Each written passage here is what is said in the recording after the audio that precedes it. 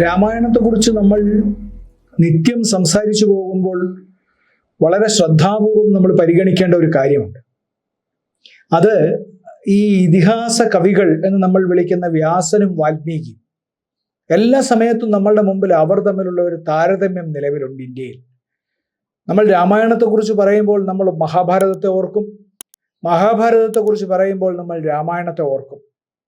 ഈ രണ്ട് കവികളും ജീവിതത്തെ എങ്ങനെ സമീപിച്ചു എന്നുള്ളത് ഇന്ത്യയിലെ എല്ലാ ദാർശനികന്മാർക്കും എല്ലാ സാധാരണക്കാർക്കും ഒരുപോലെ ചിന്തിക്കുന്നവർക്ക് വലിയൊരു പ്രശ്നമായി തീർന്നിട്ടുണ്ട്.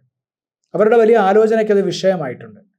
മഹാഭാരതത്തെക്കുറിച്ച് നമ്മൾ സംസാരിക്കുമ്പോൾ നമ്മൾ മനസ്സിലാക്കേണ്ട ഒരു കാര്യം, അതൊരു ബൃഹത്തായിട്ടുള്ള ഇതിഹാസമാണ്. അതിൽ ഒരു പ്രധാന കഥയെ ചുറ്റി നിരവധി കഥകൾ ഉണ്ടാകുന്നു.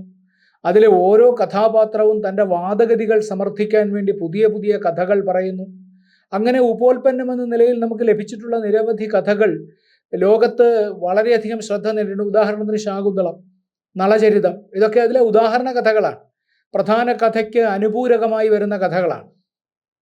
പക്ഷെ ആ കഥ പറയുന്ന വ്യാസൻ ഈ കഥയിൽ എവിടെയും തൻ്റെ വൈകാരികാംശം കലർത്തുന്നില്ല എന്ന വലിയ പരമാർത്ഥം അതിൽ നിലനിൽക്കുന്നു. അദ്ദേഹം ഏതാണ്ടൊരു നിസ്സംഗതയോടുകൂടി മാറി നിൽക്കുന്ന എഴുത്തുകാരനാണ്.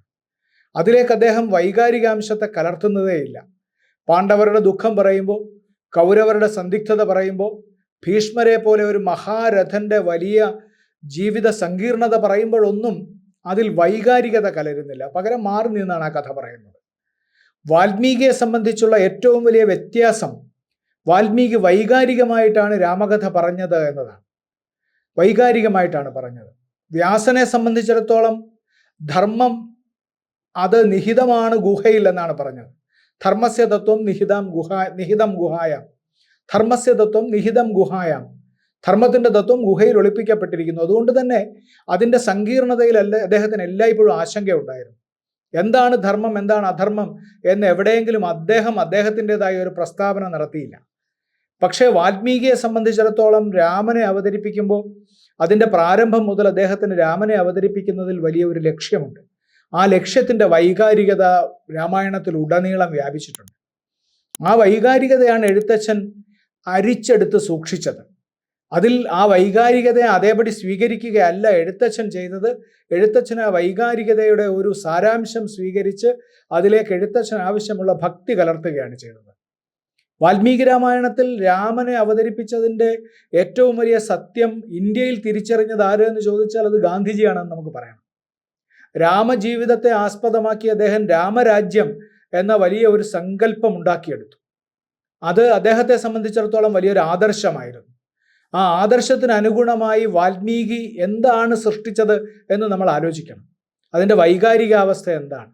രാമൻ്റെ ജീവിതത്തിൽ രാമൻ അഭിമുഖീകരിക്കുന്ന എല്ലാ പ്രശ്നങ്ങളോടൊപ്പവും അതോട് ചേർന്ന് വരുന്ന എല്ലാ കഥാപാത്രങ്ങളോടൊപ്പവും വാൽമീകി വികാരപരവശനാവുന്നുണ്ട്. അഭിഷേക വിഘ്നം വരുമ്പോൾ രാമൻ്റെ സങ്കടത്തിൽ വാൽമീകി പങ്കുചേരുന്നുണ്ട്. ദശരഥൻ അഭിഷേക വിഘ്നത്തിന് തൊട്ടു മുമ്പ് കൈകേയിക്ക് കീഴടങ്ങുന്ന സന്ദർഭത്തിലും വാൽമീകി ആ ദുഃഖത്തിൽ പങ്കുചേരുന്നുണ്ട്. അത് കഴിഞ്ഞ് രാമൻ വനവാസത്തിന് പോകുമ്പോൾ ജനങ്ങളുടെ ദുഃഖത്തിൽ അവിടെ ചെല്ലുന്ന ഭരതന്റെ രാമായണത്തിലെ ഏറ്റവും പ്രകീർത്തിതമായ ഏറ്റവും ആദർശവൽകൃതമായിട്ടുള്ള മാനസികാവസ്ഥയിൽ അതിൻ്റെ വേപധുവിലൊക്കെ വാൽമീകി അതിനോടൊപ്പം ചേരുന്നത് നമുക്ക് കാണാം.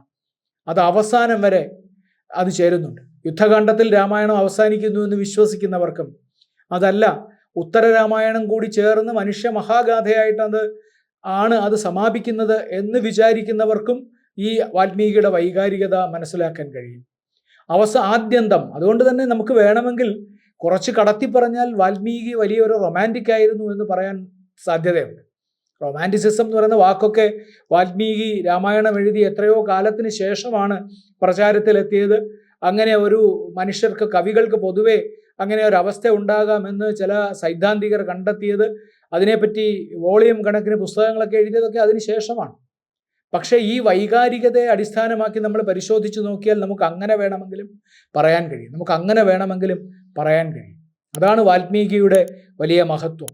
ഈ എഴുത്തിലെ അസാമാന്യമായ സിദ്ധി, വൈകാരികാവസ്ഥയെ നമ്മളുടെ ജീവിതാവസ്ഥയോട് ചേർത്ത് ഒരു വലിയ കഥാപാത്രത്തെ അവതരിപ്പിച്ച് ആ കഥാപാത്രത്തിൻ്റെ ഉയർച്ച, അതിൻ്റെ നിലനിൽപ്പ്, അതിൻ്റെ വേണമെങ്കിൽ അതിൻ്റെ ഏറ്റവും വലിയ അതിൻ്റെ നീചാവസ്ഥ, അതിൻ്റെ ഏറ്റവും താഴ്ന്ന അവസ്ഥ ഇത് വർണ്ണിക്കുമ്പോൾ വാൽമീകി ആ വൈകാരികത കൊണ്ടാണ് ഭാരതീയരുടെ ഹൃദയം കീഴടക്കിയത്. അതുകൊണ്ട് തന്നെയാണ് വാൽമീകി രാമായണം നമുക്ക് ഏറ്റവും പ്രിയപ്പെട്ടതായി തീർന്നത്.